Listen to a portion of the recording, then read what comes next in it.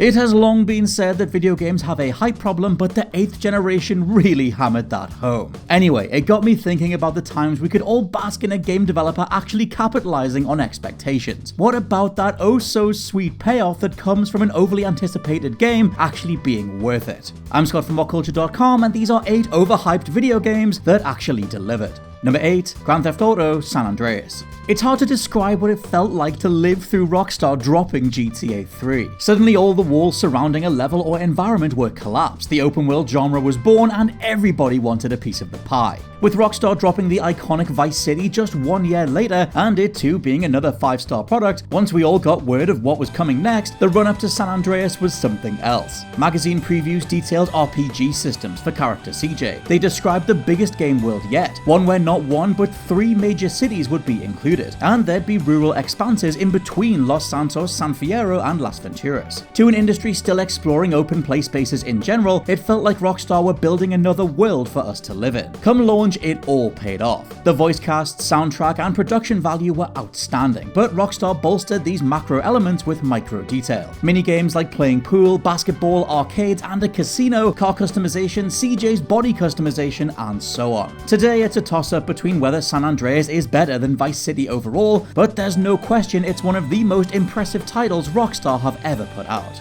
Number 7, The Witcher 3 Wild Hunt. Witcher 3's inclusion here is slightly mired in launch day conversations surrounding its presentation, which is to say that the version of Wild Hunt we were shown across trailers and marketing was a significant visual improvement over what people bought on day one. Still though, as is evident by the stellar reputation Witcher 3 has today, this ultimately didn't matter when what people were playing was so well done. Even though a fraction of Witcher 3's player base had touched Part 2 and especially Witcher 1, Wild Hunt felt like the next evolution of a large-scale RPG. Telling an epic, character-driven story of Geralt searching for surrogate daughter Ciri, in between you were free to literally be a witcher, a supernatural bounty hunter tracking whatever twisted creatures you come across. The mix was RPG gaming perfected, a meaty main mission campaign with tons of payoff if you saw it through, or the most detailed dark fantasy world in gaming history, where every side mission was more well written than the majority of full-blown titles. Number 6, Final Fantasy VII.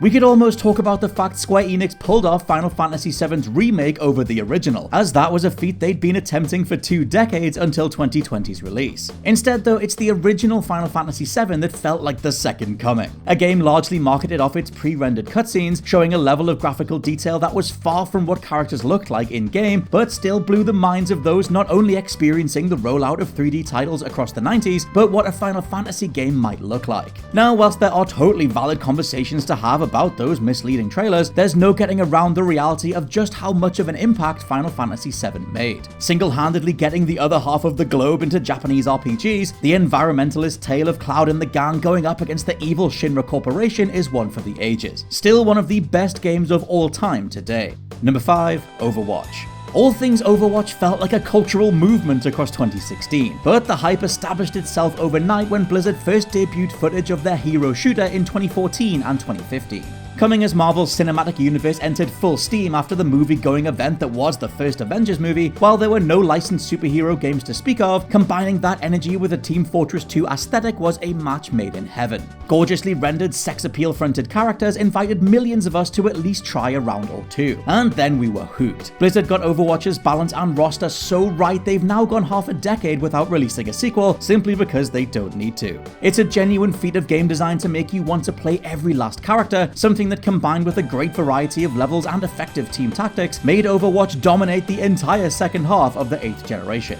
Number 4, Resident Evil 4. Resident Evil 4 had a notoriously rocky development, a process of finding the game that went through so many iterations, prototypes were turned into entire other franchises along the way. A more melee combat-driven build became Devil May Cry, a more monster-slaying variant became Onimusha, and even Resident Evil 4 in its first iteration was more corridor crawling with a static camera. Then, it all changed. Legendary designer Shinji Mikami must have had enough of working within a certain set of boundaries, because the next time we saw Resident Evil 4, the camera was over Leon's shoulder. A brand new shooting model was implemented, and the game's opening village scene was written into the history books overnight. Resident Evil 4 remains an essential game, and it became the reason to buy a GameCube at the time. I kinda can't put into words how mind-blowing this approach to action was, and how it felt to finally control it in real time. Number 3, Metal Gear Solid 2, Sons of Liberty. The first Metal Gear Solid was a revolution in game design. Seeing Hideo Kojima shoot cutscenes and frame a narrative that put you right in the middle of a Hollywood blockbuster, it came right alongside Ocarina of Time and Final Fantasy VII also being the first titles to truly make you emotionally involved in what was happening. For the sequel then, Kojima pulled a fast one and lied to our collective faces, framing the entire marketing campaign around Solid Snake's return, only for that to be around half an hour of the game at most, the rest focusing on newcomer Raiden. The point was to enhance Solid Snake's reputation and abilities from a different perspective, but as a video game, Metal Gear Solid 2 was still outstanding. An unprecedented level of detail had glass shattering and guards reacting to your shadow. Production values were also off the scale, creating a visual punch that remarkably still holds up today. Shifting away from Snake was certainly an awkward bump in the road, but as its reputation attests, Sons of Liberty got way more right than wrong.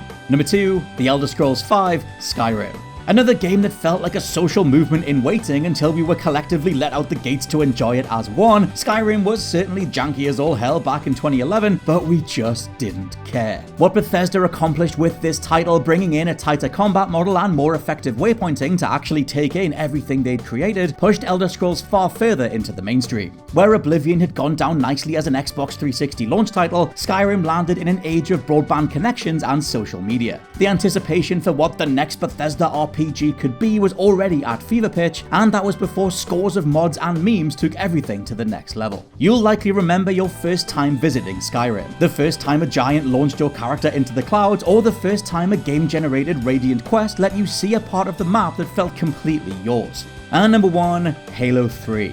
Every time I go back to Bungie's original run on Halo, every time I listen to Halo 2's main theme or those beautiful piano stabs that made for Halo 3's debut, it's a feeling of disbelief. I cannot believe how ludicrously on point Bungie were during this period. Yes, we can grumble about Halo 2's campaign ending too early, but that game's multiplayer easily upheld its end of the bargain quality-wise. Come time for Halo 3, Halo as an IP was on top of the world. It was like Beatlemania for gamers. Times Square shut down to accommodate its launch, and many movie chains actually reported a drop in ticket sales because everyone was playing. In every respect, Bungie nailed Halo 3. The story wrapped up nicely, multiplayer innovations like pieces of equipment let you drop a bubble shield to evade campers, or a trip mine to blow up an oncoming warthog. Running like butter on the most popular system of the time, the Xbox 360, there was nothing like it. Halo and Bungie, the greatest franchise developer team-up of all time. And those are my picks for overhyped video games that were actually totally solid and enjoyable to play at launch. Let me know your own favorites down in the comments below, and please subscribe to the WhatCulture Gaming Podcast. For now, I've been Scott from WhatCulture.com, and I'll catch you soon.